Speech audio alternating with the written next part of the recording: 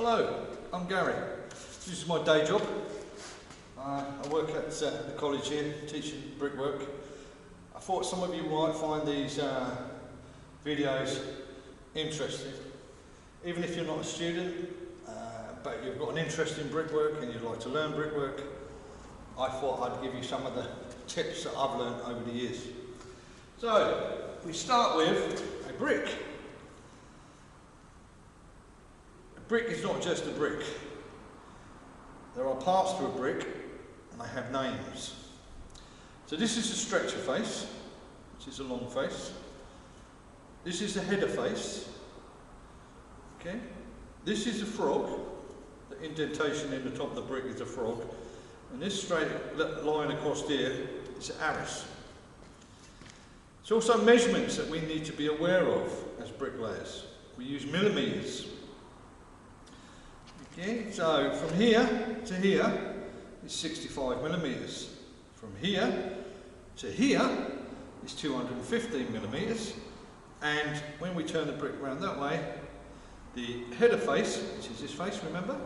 From here to here is 102.5. All will become clear. You must remember those measurements because that is how we work out how bricks fit into certain spaces. We divide the area or the linear meters into 215 millimetre sections. Obviously then we have a joint in between which is called a perp joint. That must be 10 millimetres. Then we lay it on a bed and the bed must be 10 millimetres. To lay a brick we need certain tools. So this is our, I would call it a 4-foot level, but I'm old. So it's now 120 centimetres or 1,200 millimetres. 4 foot in old money. Okay, so that's your bricklaying level. Then we have a joint in iron. This is for the perp joint. So perp joint is a joint in between each of the bricks. And for the bed. And the bed is for under the brick, where the mortar lays. Okay? The other important thing is a tape measure, a brick trowel, and a soft brush. That's pretty much everything you need to get started for you to become a bricklayer. Okay, so the first thing we're going to do is we're going to wet up our board.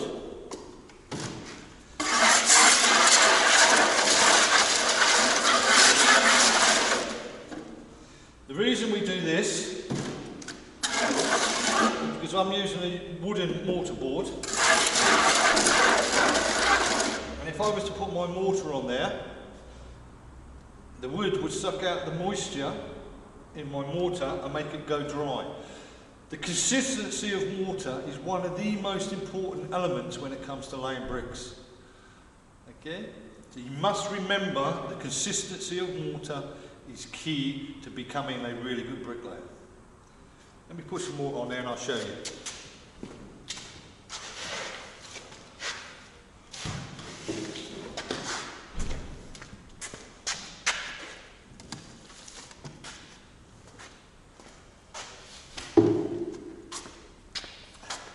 Okay, not a bad mix. We use obviously sand, soft sand, and we use hydrated lime at a mix of, well, I would like to say it's 3:1, but it's not 3:1, it's a little bit weaker than that. But it gives us the consistency we need to practice bricklaying. The beauty about this method of muck is reusable. When this dries out, we can collect it all up, put it into our big mixer at the end, and we add water, and we can get the consistency of the mortar that you'd use on site. Okay, so this, to me, feels a little bit stiff. You can see how it's breaking up. It's a little bit stiff, and it's not really flowing. I need to add water to this. Don't need to add a lot. So, as bricklayers, yeah, you need to keep an eye on your mortar. Okay. You could be laying on a nice hot sunny day. Your mortar will dry out. cannot let it dry out. The consistency that I like to tell my students to go for is that of a 99 flake and ice cream. There are other brands of ice cream available, but that, because that's my favourite, is what I like. Can you see the difference from when I started? Yeah, it's more pliable. Okay, there we go. That's much better. What we're going to do now, we're going to roll the muck. So let me put the muck over there. So what I mean by rolling the muck is that we have to get the muck from there onto there, and we need to lay a bed. Best way to do that for a beginner, I've chopped it, I've pulled it, which I've basically rolled it into a sausage, and I'm going to keep this edge of the trowel flat, and I'm going to push it onto the board, like so. Then what I'm going to do, I'm going to lay it on the edge. I'm going to pretend this is my next course of bricks. Now a course of bricks is a layer of bricks, so a course is another word for a layer. Right? I'm just going to put that there for now, and I like to do that, and I like to do that. Okay? We'll do that again on the top, so it's a twist and pull. Okay? So now that is a bed for my bricks. Very easy. So what you would do, you would practice roll them up.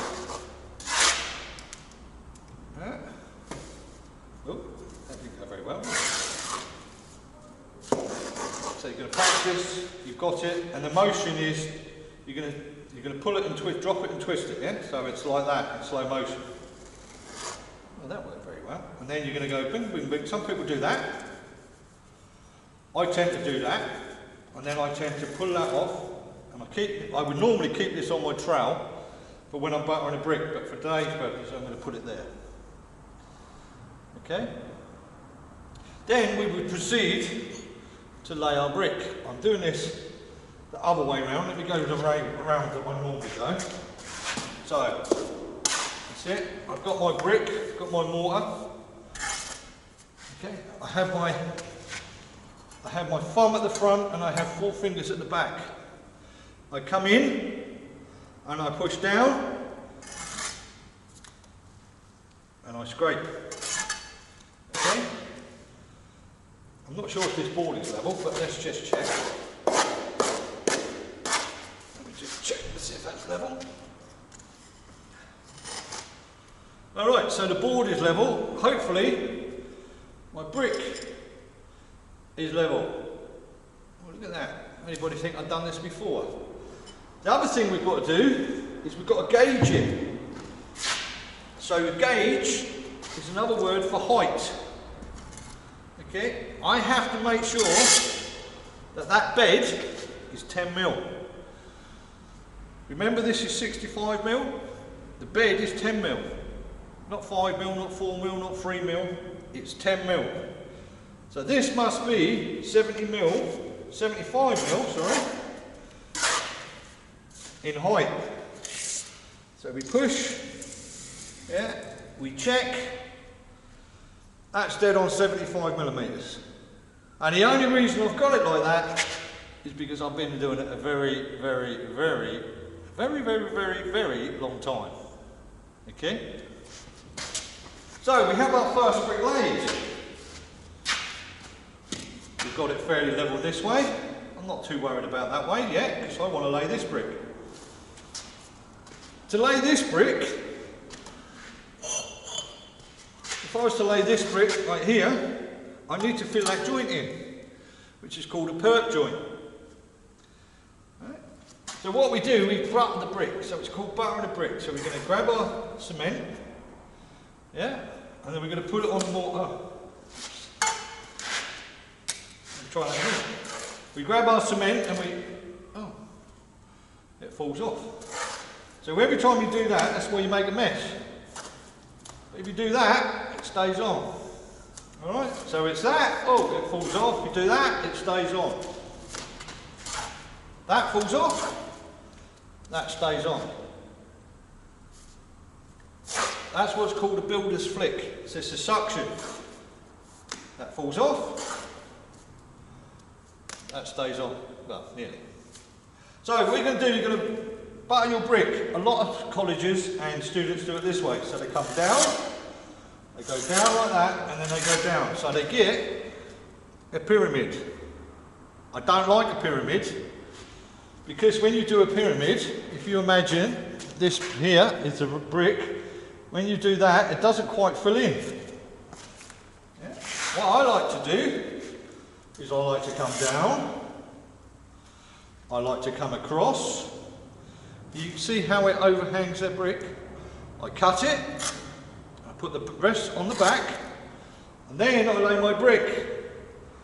And when I lay my brick, I give it a little tap, line it up. This perp joint here, if you can see it, let me come this way. See my perp joint? Needs to be 10 mil. And it needs to be perfectly filled in. So when I come to point my work up, that's where this tool comes in. It's called a joint and iron. We come in from this side, we come in from this side. My monk's a bit wet, and then I come down. Yeah? So you always do your perp joints first, and then you go across. You'd let that dry, and then you'd put a second brick on there. Are we clear so far? Any questions? That's what you need to practice.